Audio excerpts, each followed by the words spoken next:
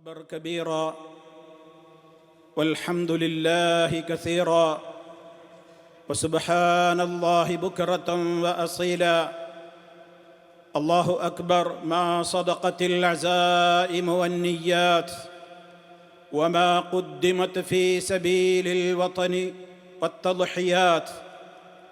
ونشهد أن لا إله إلا الله وحده لا شريك له ونشهد أن محمدًا عبده ورسوله.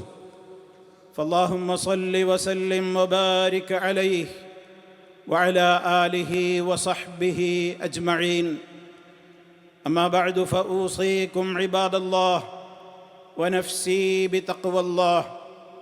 أعوذ بالله من الشيطان الرجيم. وإبراهيم إذ قال لقومه اعبدوا الله واتقوه ذلكم خير لكم إن كنتم تعلمون.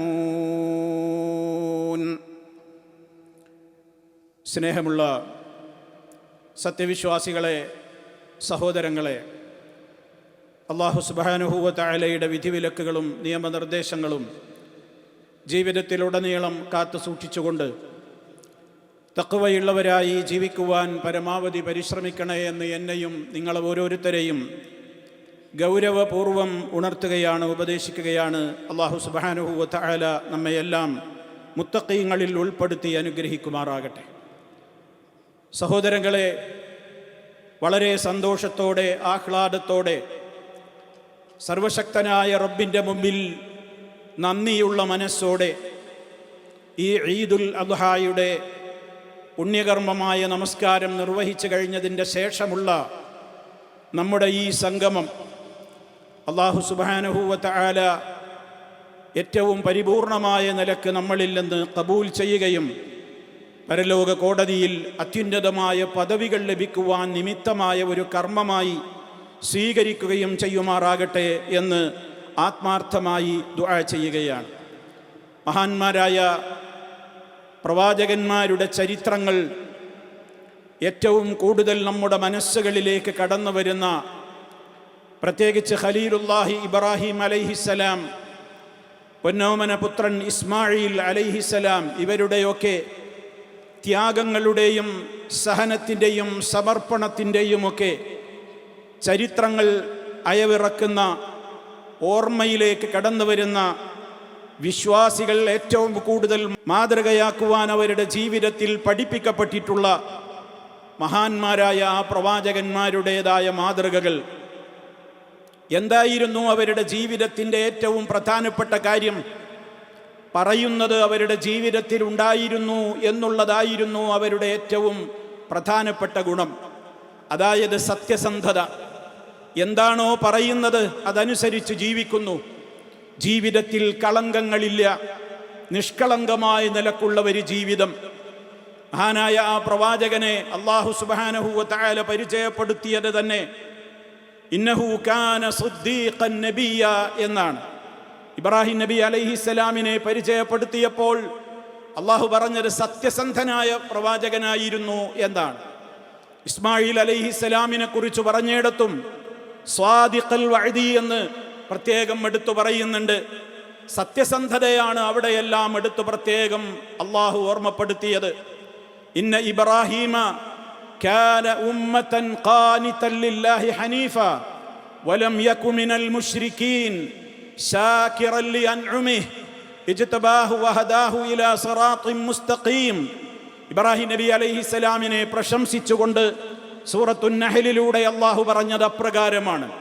തീർച്ചയായും ഇബ്രാഹിം കാന ഉമ്മതൻ, ഒരു സമൂഹമായിരുന്നു, അങ്ങനെയുള്ള ഒരു നേതാവായിരുന്നു.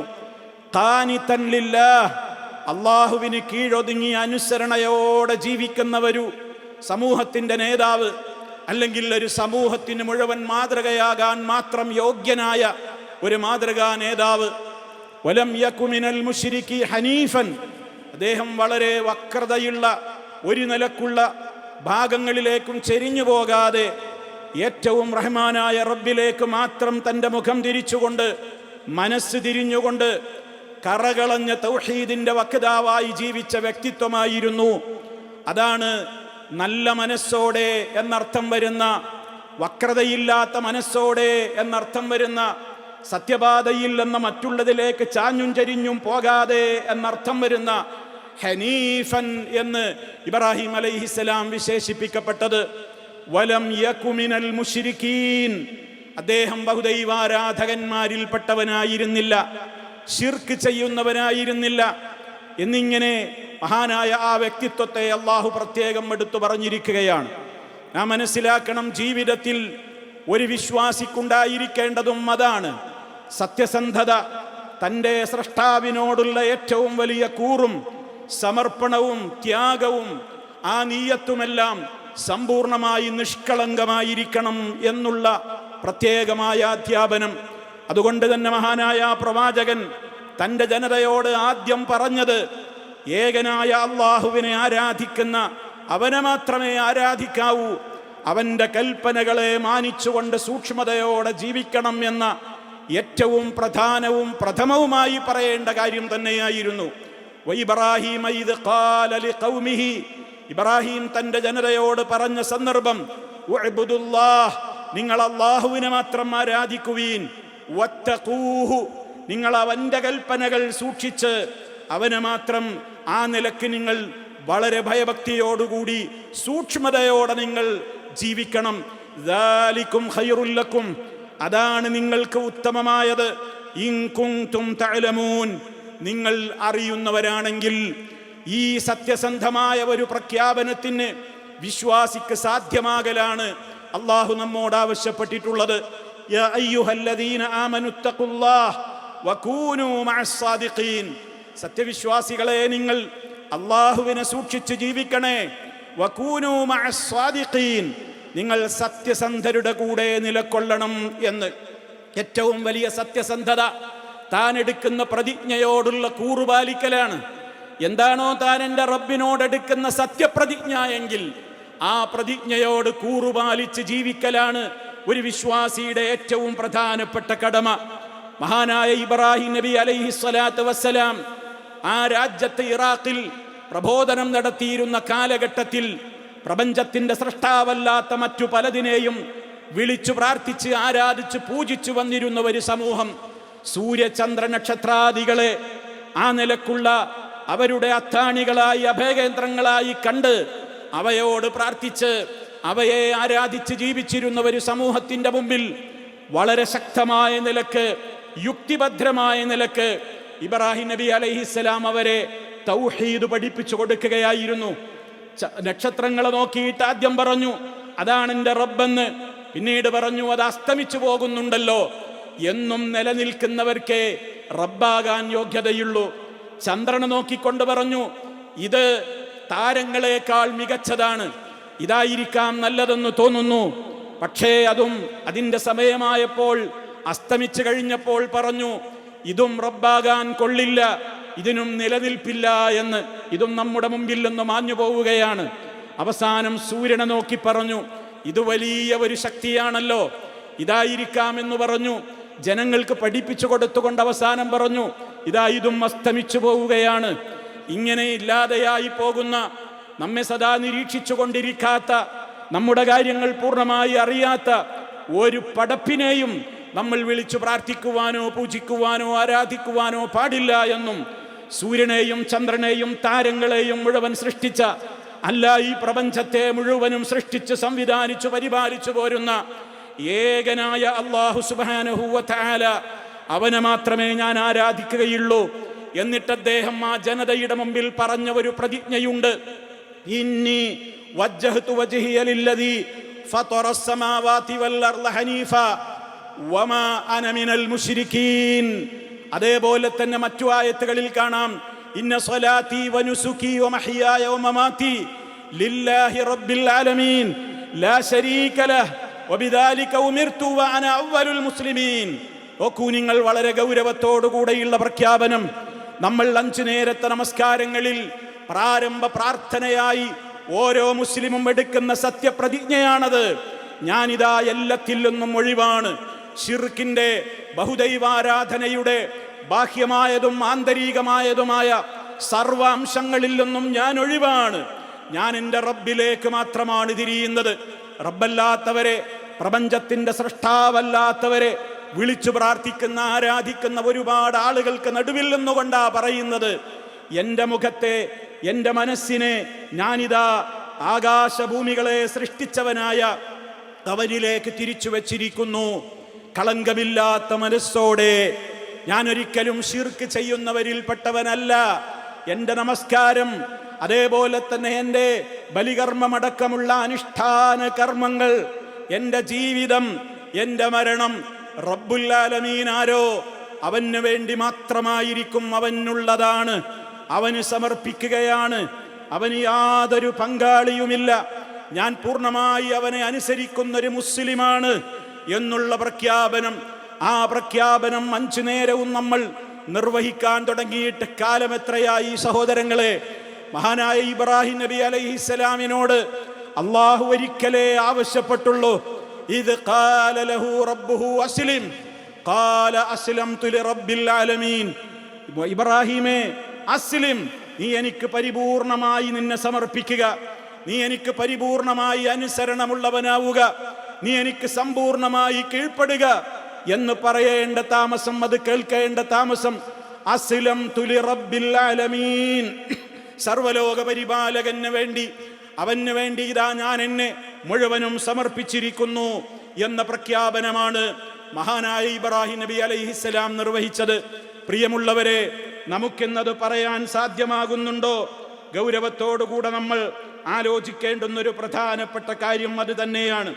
നമ്മുടെ ജീവിതത്തിൽ ഇങ്ങനെ സമർപ്പണത്തിന്റെ വാക്കുകൾ പറയാൻ, റബ്ബേ നിനക്ക് ഞാൻ എല്ലാം സമർപ്പിച്ചിരിക്കുന്നു എന്ന് മനസ്സറിഞ്ഞുകൊണ്ട് പറയാൻ, തൗഹീദിന്റെ ആ പ്രഖ്യാപനം കൃത്യമായി തന്നെ മനസ്സറിഞ്ഞുകൊണ്ട് പറയാൻ നമ്മിൽ എത്ര പേർക്ക് സാധിക്കുന്നുണ്ട് സഹോദരങ്ങളെ? റബ്ബിനോടെടുക്കുന്ന കരാറാണത്. ഇബ്രാഹിം നബി അലൈഹിസ്സലാമിനെ കുറിച്ച് അല്ലാഹു വിശേഷിപ്പിച്ചത് വഇബ്രാഹിമല്ലദീ വഫാ, എടുത്ത കരാറുകൾ മുഴുവനും പാലിച്ച, പൂർണ്ണമായി നിറവേറ്റിയ ഇബ്രാഹിം എന്നാണ്. നമ്മൾ വെറുതെ വാക്കുകളെ കൊണ്ട് ഞാൻ മുസ്ലിമാണ്, മുഅ്മിനാണ്, ഞാൻ മുശ്രിക്കല്ല എന്നിങ്ങനെ പറയുന്നതിൽ അർത്ഥമൊന്നുമില്ല. പറയുന്ന വാക്കുകളോട് സത്യസന്ധത പുലർത്തി സ്വാദിഖീങ്ങളായി സിദ്ഖ് ജീവിതത്തിന്റെ ഭാഗമായി ജീവിക്കാനാണ് സത്യസന്ധതയുടെ ചരിത്രം പഠിപ്പിക്കുന്ന, സത്യസന്ധതയുടെ പെരുന്നാളായ നമ്മുടെ ഈ പെരുന്നാൾ നമുക്ക് പഠിപ്പിച്ചു തരുന്നത് എന്ന് നമ്മൾ മനസ്സിലാക്കണം. ത്യാഗത്തിന്റെ ഓർമ്മകളാണെന്ന് നമ്മൾ പറഞ്ഞല്ലോ. ആദർശത്തിൽ അടിയുറച്ചു എന്ന ഒരൊറ്റ കാരണത്താൽ അഗ്നികുണ്ഡത്തിലെറിയപ്പെട്ട ചരിത്രമായിരുന്നല്ലോ ഇബ്രാഹിം നബി അലൈഹിസ്സലാമിൻ്റെത്. അദ്ദേഹത്തിന് ജനസപ്പോർട്ട് നേടിയെടുക്കാമായിരുന്നു. ജനസമ്മതിക്ക് വേണ്ടി ആളുകളുടെ മുമ്പിൽ മതത്തെ അഡ്ജസ്റ്റ്മെന്റ് ചെയ്തു കൊടുക്കാമായിരുന്നു. ഇബ്രാഹിം നബി അലൈഹിസ്സലാം അതിന് സമ്മതിച്ചില്ല. എനിക്കെന്റെ ആദർശമാണ് വലുത്, ജനസമ്മതിയല്ല, നാട്ടുകാരുടെ അംഗീകാരമല്ല, ആളുകളുടെ കയ്യടിയല്ല. എനിക്കാവശ്യം എൻ്റെ റബ്ബിനോടുള്ള കൃത്യമായ ആ വിനീതമായ സമർപ്പണം തന്നെയാണ്. അതിൽ അടിയുറച്ചു നിന്നു എന്ന ഏക കാരണത്താൽ ആ വ്യക്തിത്വം അഗ്നികുണ്ഡത്തിലേക്ക് എടുത്തെറിയപ്പെട്ടു. ആ സമയത്തും റഹ്മാനായ റബ്ബിലേക്കായിരുന്നു മനസ്സ് മുഴുവനും. എന്തെങ്കിലും സഹായം വേണോ എന്ന ജിബ്രീൽ അലൈഹിസ്സലാമിന്റെ ചോദ്യത്തിന് പോലും അഗ്നികുണ്ഡത്തിൽ കിടന്നുകൊണ്ട് മഹാനായ ഇബ്രാഹിം അലൈഹിസ്സലാമിന്റെ മറുപടി ഹസ്ബി അല്ലാഹ് വനിഅമൽ വക്കീൽ എന്നായിരുന്നു. എനിക്ക് അല്ലാഹു മതി, എല്ലാം ഏൽപ്പിക്കാൻ എത്ര നല്ല ഒരു വക്കീലിന് വേറെയുണ്ടോ? ആ പ്രഖ്യാപനം ദൃഢമായ നിഷ്കളങ്കതയോടെ മനസ്സറിഞ്ഞ സത്യസന്ധതയുടെ ആ പ്രഖ്യാപനം ഒരു രോമകൂപത്തിന് പോലും പോറലേൽക്കാതെ പുഞ്ചിരി പൊഴിക്കുന്ന വദനവുമായി അഗ്നികുണ്ഡത്തിൽ നിന്ന് ഇബ്രാഹിം അലൈഹിസ്സലാമിനെ അള്ളാഹു പുറത്തേക്ക് രക്ഷപ്പെടുത്തി. എനിക്കെൻ്റെ റബ്ബുണ്ട് എന്ന മനസ്സറിഞ്ഞ പ്രഖ്യാപനം, എൻ്റെ എല്ലാം ഞാൻ എൻ്റെ റബ്ബിലേക്ക് തിരിച്ചു വച്ചിരിക്കുന്നു, അവൻ മതി എനിക്ക് എന്നുള്ള ആത്മാർത്ഥമായ ആ പ്രഖ്യാപനം, അതായിരുന്നു ഇബ്രാഹിം നബി അലൈഹിസ്സലാമിൻ്റെ വിജയത്തിൻ്റെ പിന്നിലുണ്ടായിരുന്നത്. സമ്പൂർണമായ സഹനത്തിൻ്റെ മാതൃകയായിരുന്നു ആ പ്രവാചകന്മാരുടെ ജീവിതത്തിൽ നമുക്ക് കാണുവാൻ സാധിക്കുന്നത്. ജീവിതത്തിൻ്റെ അങ്ങേ തലയിൽ ഏറ്റവും വയോവാർദ്ധക്യത്തിൻ്റെ ഘട്ടത്തിൽ റബ്ബ് നൽകിയ മോനായിരുന്നു ഇസ്മായിൽ അലൈഹിസ്സലാം. ആ കുഞ്ഞിനെയാണ് അറുക്കണമെന്ന കൽപ്പനയുണ്ടായത്. കുഞ്ഞിനോട് ബാപ്പയുടെ അനുവാദമാരായൽ ഇപ്രകാരമായിരുന്നു: കുഞ്ഞുമോനെ, ഞാൻ എൻ്റെ സ്വപ്നത്തിൽ കണ്ടിരിക്കുന്നു. മഹാന്മാരുടെ സ്വപ്നം നമ്മുടെ സ്വപ്നം പോലെയല്ല. പ്രവാചകന്മാരുടെ സ്വപ്നം അത് വഹിയാണ്. അതിൻ്റെ അടിസ്ഥാനത്തിൽ മോനും അതറിയാം. മോനോട് അള്ള കൽപ്പിച്ചിരിക്കുന്നു എന്ന് പിന്നെ പറയേണ്ടതില്ല. നബിയായ ഇബ്രാഹിം അലൈഹിസ്സലാമാണ് പറയുന്നത്: മോനെ, സ്വപ്നത്തിൽ ഇതാ ഞാൻ കാണുന്നു, നിന്നെ അറുക്കണമെന്ന്. എന്താണ് നിന്റെ അഭിപ്രായം? മഹാനായ ഇസ്മായിൽ അലൈഹിസ്സലാം സത്യസന്ധതയുടെ മുഖമുദ്രയായ പിതാവിൽ നിന്ന് ആദർശനിഷ്ഠ നേടിയെടുത്ത പൊന്നോമന പുത്രന്റെ മറുപടി: യാ അബതി, പൊന്നു പിതാവേ, ഇഫ്അൽ മാ തുഅ്മർ, കൽപ്പിക്കപ്പെട്ടതെന്തോ അത് ചെയ്തോളൂ. അതിനാണല്ലോ റബ്ബ് നമ്മളെ പടച്ചിട്ടുള്ളത്, തന്നിഷ്ടം നടപ്പിലാക്കാനല്ലല്ലോ. റബ്ബെന്ത് പറഞ്ഞോ റബ്ബിന്റെ ഇഷ്ടത്തിന് നിന്നുകൊടുക്കാനല്ലേ അവൻ നമുക്ക് വായു തരുന്നത്, വെള്ളം തരുന്നത്, ജീവിതത്തിന്റെ സൗകര്യങ്ങളൊക്കെ തരുന്നത്. അതുകൊണ്ട് എന്താണോ പിതാവേ അങ്ങ് കൽപ്പിക്കപ്പെട്ടത് അത് ചെയ്തോളൂ. എന്റെ കാര്യത്തിൽ ഉപ്പ ബേജാറാവേണ്ടതില്ല. സതജിദുനി ഇൻഷാ അല്ലാഹ് മിനസ് സാബിരീൻ. ഏറ്റവും വലിയ സഹനശീലരിൽ, ക്ഷമാലിക്കളിൽ ബാപ്പാക്ക് ഈ മോനെ കാണാം എന്നുള്ള ധൈര്യത്തിന്റെ വാക്ക് കൊടുക്കാൻ മഹാനായ ഇസ്മായിൽ അലൈഹിസ്സലാമിന് പ്രചോദനമായത് ആ വജ്ജഹത്തുവിന്റെ വീര്യമായിരുന്നു. ആ വജ്ജഹത്തുവിൽ പറയുന്ന ആദർശത്തോടുള്ള നിഷ്ഠയും ആ കരുത്ത തവക്കുലുമായിരുന്നു എന്ന് നമ്മൾ പാഠമായി മനസ്സിലാക്കണം. സമ്പൂർണമായ തവക്കുലായിരുന്നു ആ പ്രവാചകന്മാരുടെ ജീവിതത്തിൽ മുഴുവൻ ഉണ്ടായിരുന്നത്. മഹദിയായ ഹാജറ റളിയല്ലാഹു അൻഹ സ്ത്രീ ലോകത്തിനതൊരു വലിയ മാതൃകയല്ലേ?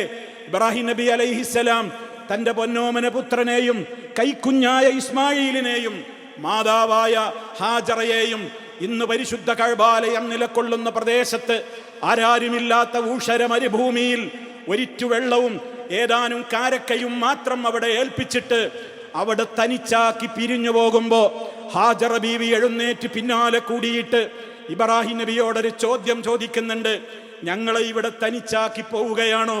ഞങ്ങളെ ഒറ്റക്കാക്കി പോവുകയാണോ? ഞാനും ഈ പറക്കമുറ്റാത്ത കുഞ്ഞും മാത്രമല്ലേ ഈ മരുഭൂമിയിലുള്ളത്, ഞങ്ങൾക്കാരാണോ ഉള്ളത്? ഇബ്രാഹിം നബി അലൈഹിസ്സലാമിന് മറുപടിയൊന്നുമില്ല, തിരിഞ്ഞു നടക്കുക തന്നെയാണ്. അവസാനം പിന്നാലെ കൂടി ഹാജറ ബീവിയുടെ ഒരൊറ്റ ചോദ്യമേ ബാക്കിയുണ്ടായിരുന്നുള്ളൂ: അല്ലാഹു അമറക ബിഹാദാ, അള്ളയാണോ ഇങ്ങനെ ചെയ്യണമെന്ന് അങ്ങയോട് കൽപ്പിച്ചത്? അതേ എന്ന് തലയാട്ടിയപ്പോൾ മഹദിയുടെ ഉറച്ച മറുപടി: ഇദൻ ലാ യുളയ്യുനാ, എങ്കിൽ ധൈര്യമായി പൊയ്ക്കോളൂ പ്രിയപ്പെട്ടവനെ, അള്ളാഹു ഒരിക്കലും ഞങ്ങളെ കൈവടിയുകയില്ല. റബ്ബ് ഞങ്ങളെ കാത്തോളും, റബ്ബ് ഞങ്ങളെ രക്ഷപ്പെടുത്തിക്കൊള്ളും, റബ്ബ് ഞങ്ങളെ പരിപാലിച്ചുകൊള്ളും.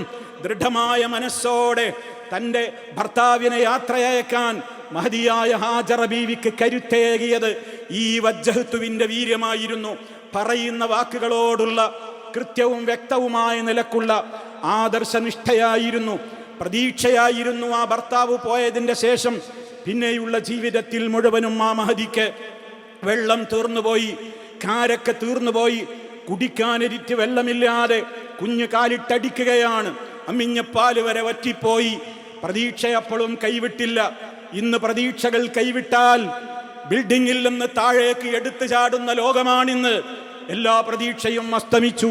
ഇനി ഞാൻ എന്തിനു ജീവിക്കണം എന്ന് പറഞ്ഞ് തനിക്ക് ജന്മം നൽകിയ, അതല്ലെങ്കിൽ താൻ പ്രസവിച്ചിട്ടുള്ള കുഞ്ഞിനെ പോലും ജനവാതിലുകളിലൂടെ റോട്ടിലേക്ക് വലിച്ചെറിഞ്ഞിട്ട് താഴേക്ക് കൂടച്ചാടുന്ന അമ്മമാരുള്ള ഒരു ലോകത്ത് ചിന്തിക്കട്ടെ, പ്രതീക്ഷയാണ് മനുഷ്യനെ മുന്നോട്ട് നയിക്കുന്നത്.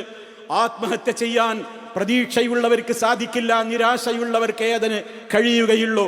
നമ്മൾ മനസ്സിലാക്കണം, മഹാനായ ഇബ്രാഹിം അലൈഹിസ്സലാമിന്റെ ഭാര്യ ഹാജറ റളിയല്ലാഹു അൻഹ കുഞ്ഞിന് ദാഹജലത്തിന് വേണ്ടി, ഒരിറ്റ് ആ കുഞ്ഞിന് കുടിക്കാനുള്ള വെള്ളത്തിന് വേണ്ടി മാത്രമേ റഹ്മാനായ റബ്ബിനോട് തേടിയുള്ളൂ. അതിനുവേണ്ടി നെട്ടോട്ടം ഓടിയിരുന്നു. സഫാ മർവക്കിടയിൽ ഓടിത്തളർന്ന ആ ബീവി അവസാനം ശബ്ദം കേൾക്കുമ്പോ അതാ സഹായത്തിന്റെ ശബ്ദമാണ്. നോക്കുമ്പോ എവിടെ വെള്ളമാണ് പൊട്ടിയൊഴുകുന്നത്. അതായിരുന്നു ചരിത്രത്തിലെ സംസം. ഇതാണ് നമുക്ക് നൽകുന്ന പാഠം. പ്രതീക്ഷയോടെ, റബ്ബിലുള്ള അടിയുറച്ച വിശ്വാസത്തോടെ റബ്ബിനോട് ഒരിറ്റ് ദാഹജലത്തിന് തേടിയപ്പോഴേക്ക് ഖിയാമത്ത് നാൾ വരേക്കുള്ള ജനകോടികൾക്ക് കുടിക്കാൻ മാത്രം വിശാലമായ നിലക്കുള്ള നീരുറവയാണ് അള്ളാഹു കൊടുത്തത്. അതാണ് പ്രതീക്ഷയുടെ ഏറ്റവും വലിയ വിജയം. പ്രതീക്ഷയുണ്ടോ അവിടെ നമ്മൾ തേടുന്നതിൻ്റെ 1000 മടങ്ങ് ഇരട്ടിയായിരിക്കും അള്ളാഹു തരിക. ഒരിറ്റു വെള്ളം ചോദിച്ചപ്പോൾ കിട്ടിയത് ജനകോടികൾ ഇന്നും കുടിച്ചുകൊണ്ടിരിക്കുന്ന വറ്റാത്ത നീരുറവയായിരുന്നുവെങ്കിൽ പ്രതീക്ഷ കൈവിടരുത്. നമ്മൾ ഒരിക്കലും ജീവിതത്തിൽ ചോദിച്ചുകൊണ്ടേയിരിക്കണം. തരുന്നത് നമ്മൾ ചോദിക്കുന്നതിൻ്റെയും അപ്പുറമായിരിക്കും. അതാണ് റബ്ബുൽ ആലമീനിൻ്റെ വിശാലമായ കാരുണ്യം എന്ന പാഠം കൂടി നമ്മൾ ഇതിൽ നിന്ന് മനസ്സിലാക്കണം. അതേപോലെ ഇസ്ലാമിൻ്റെ ഏറ്റവും വലിയ പ്രധാനപ്പെട്ട തത്വം എന്താണ്? ഞാൻ മുസ്ലിമാണ് എന്ന് പറയൽ മാത്രമല്ല, ഞാൻ നേരത്തെ സൂചിപ്പിച്ചതുപോലെ അത് സത്യസന്ധമാവണം എന്ന് പറഞ്ഞില്ലേ പരിശുദ്ധ ഖുർആനിൻ്റെ കൽപ്പന. സത്യവിശ്വാസികളെ, നിങ്ങൾ ഇസ്ലാമിലേക്ക് പൂർണ്ണമായും പ്രവേശിക്കണം. നിങ്ങൾ ചെകുത്താന്റെ കാലടിപ്പാടുകളെ പിന്തുടരരുത്. അവൻ നിങ്ങളുടെ ശത്രുവാണ്. എ മുതൽ സെഡ് വരെ സ്വീകരിക്കാൻ ഒരു മുസ്ലിം, ഇസ്ലാമായി ജീവിക്കാൻ അവൻ സന്നദ്ധത കാണിക്കണം. അവിടെ കാപട്യം കാണിക്കാൻ, കാപട്യം കടന്നു വരാൻ ഒരിക്കലും ഒരു വിശ്വാസി അനുവദിക്കരുത്. എനിക്കിഷ്ടമുള്ളത് മതത്തിൽ നിന്ന് ഞാൻ സ്വീകരിക്കും, എനിക്കിഷ്ടമില്ലാത്തത് മതത്തിൽ നിന്ന് ഞാൻ ഒഴിവാക്കും എന്ന് പറയുന്ന ഇരട്ടത്താപ്പ് സത്യവിശ്വാസികൾക്ക് പാടില്ലാത്തതാണ്. അതുകൊണ്ട് തന്നെ ഭൗതികമായ നേട്ടങ്ങൾക്കും സ്ഥാനമാനങ്ങൾക്കും വേണ്ടി തൻ്റെ വിശ്വാസത്തെ ബലി കഴിക്കുന്ന, മതത്തെ അഡ്ജസ്റ്റ്മെന്റ് ചെയ്യുന്ന എല്ലാവരോടുമുള്ള പ്രഖ്യാപനമാണ്, മുസ്ലിമാണെന്ന് പ്രഖ്യാപിക്കുന്നുണ്ടോ എങ്കിൽ അതേപോലെ തന്നെ കറകളഞ്ഞ വിശ്വാസദാർഢ്യതയോടുകൂടെ തന്നെ ജീവിക്കണം എന്നുള്ളത്. ആഘോഷത്തിൻ്റെ ഘട്ടങ്ങളിലാണ് പലപ്പോഴും മതിമറക്കുന്നത്. പലരും ഇസ്ലാമികമായ നിയമങ്ങളെ കാറ്റിൽ പറത്താറുള്ളത്. നമ്മൾ ഇതുവരെയും മുഴക്കിയ, ഇനി അങ്ങോട്ട് 4 ദിവസം തുടർച്ചയായി മുഴക്കുന്ന അല്ലാഹു അക്ബറുകൾ, ആ തക്ബീറുകളുടെ അന്തസ്സത്തക്ക് യോജിക്കാത്ത ഒരാഘോഷത്തിലും ഒരു സദസ്സിലും ഒരു വേദികളിലും ഒരു വിശ്വാസിയുടെ സാന്നിധ്യം ഉണ്ടാകുവാൻ പാടില്ല. തൻ്റെ കണ്ണും തൻ്റെ കാതും തൻ്റെ നാവും അവൻ ആരാണോ എനിക്ക് ഏറ്റവും വലുത് അല്ലാഹു അക്ബർ എന്നല്ലേ പറയുന്നത്, ആ റബ്ബിന് ഇഷ്ടമില്ലാത്തിടങ്ങളിലേക്ക് ഈ ഒരൊറ്റ അനുഗ്രഹങ്ങളെയും അവൻ തിരിച്ചുവിടുവാൻ പാടില്ല. വരും തലമുറയുടെ കാര്യം വളരെയേറെ പ്രാർത്ഥനകളിൽ ഉൾക്കൊള്ളിക്കണമെന്ന് പഠിപ്പിച്ച നേതാവാണ് ഇബ്രാഹിം നബി അലൈഹിസ്സലാം. തനിക്ക് വേണ്ടി മാത്രമല്ല ഇബ്രാഹിം അലൈഹിസ്സലാം പ്രാർത്ഥിച്ചത്, ആദർശനിഷ്ഠയും വിശ്വാസത്തിലുള്ള ആ കറകളഞ്ഞ ജീവിതവും എനിക്കും എൻ്റെ മക്കൾക്കും വേണമെന്ന് പ്രാർത്ഥിച്ച പ്രവാചകനാണ് ഇബ്രാഹിം അലൈഹിസ്സലാം. വജുനുബിനി വബനിയ അൻ നഅ്ബുദൽ അസ്നാം. അതേപോലെ തന്നെ റബ്ബി ജഅൽനി മുഖീമസ്സലാഹ് വമിൻ ദുർരിയതി, എന്നെയും എൻ്റെ മക്കളെയും കൃത്യമായി നിസ്കാരം നിർവഹിക്കുന്നവരിൽ നീ ഉൾപ്പെടുത്തണേ എന്ന് പ്രാർത്ഥിച്ചപ്പോൾ തൻ്റെ മക്കളുടെയും പേരുമക്കളുടെയും കാര്യം പ്രത്യേകം അവിടെ എടുത്തു പറഞ്ഞില്ലേ? ഞങ്ങളെ യഥാർത്ഥ മുസ്ലിമീങ്ങളായി ജീവിപ്പിക്കണേ എന്ന് പ്രാർത്ഥിച്ചപ്പോഴും വമിൻ ദുർരിയത്തിനാ ഉമ്മത്തൻ മുസ്ലിമത്തൻ ലക, ഞങ്ങളുടെ തലമുറകളിലും അങ്ങനെയുള്ള യഥാർത്ഥ മുസ്ലിമീങ്ങളെ നീ ഉണ്ടാക്കണേ എന്ന് പ്രാർത്ഥിക്കുകയാണ്. സർവോപരി മരണത്തിന്റെ വേളയിൽ പോലും മക്കളെ വിളിച്ചുകൊണ്ട് പറഞ്ഞതെന്താണ്? യാ ബനിയ ഇന്നല്ലാഹ അസ്തഫാ ലകുമുദ്ദീൻ ഫലാ തമൂതുന്ന ഇല്ലാ വഅൻതും മുസ്ലിമൂൻ. സത്യവിശ്വാസികളായിക്കൊണ്ടല്ലാതെ, യഥാർത്ഥ മുസ്ലിമീങ്ങളായിക്കൊണ്ടല്ലാതെ, അള്ളാഹു നിങ്ങൾക്ക് തെരഞ്ഞെടുത്ത് തന്നിട്ടുള്ള ആ ദീനിന്റെ വക്താക്കളായിക്കൊണ്ടല്ലാതെ നിങ്ങൾ ഒരിക്കലും മരിച്ചു പോകാൻ ഇടവരരുത് എൻ്റെ മക്കളെ എന്ന് മരണനേരത്തും മഹാനായ ഇബ്രാഹിം നബി അലൈഹിസ്സലാം പ്രത്യേകം എടുത്തു പറയുകയാണ് ചെയ്തത്. അതുകൊണ്ട് തന്നെ ഈ വക ദൃഷ്ടാന്തങ്ങളൊക്കെ നമ്മുടെ ജീവിതത്തിൽ നമുക്ക് കരുത്താവണം, പാഠമാവണം. അതിനുള്ള പ്രതിജ്ഞയോടെ ആയിരിക്കണം ഈ പെരുന്നാളിൻ്റെ ദിനങ്ങളിലും നമ്മൾ മുന്നോട്ട് പോകേണ്ടത്. അല്ലാഹു സുബ്ഹാനഹു വ തആല നമുക്കതിന് തൗഫീഖ് നൽകുമാറാകട്ടെ. സഹോദരങ്ങളെ, അല്ലാഹു സുബ്ഹാനഹു വ തആല വളരെ ഗൗരവത്തോടുകൂടി ബലിപെരുന്നാളിൻ്റെ ചരിത്രത്തിലൂടെ ഉലൂഹിയത്തിൻ്റെ കാര്യം പ്രത്യേകം നമുക്ക് പഠിപ്പിച്ചു തന്നിട്ടുണ്ട്. ബലിയുടേതായ സന്ദേശം തൻ്റെ ജീവിതത്തിൽ തൻ്റെ ഇഷ്ടങ്ങൾക്കല്ല, അള്ളാഹുവിൻ്റെ ഇഷ്ടത്തിനാണ് പ്രാധാന്യം എന്നുള്ള പാഠമാണ് നമ്മുടെ ജീവിതത്തിൽ.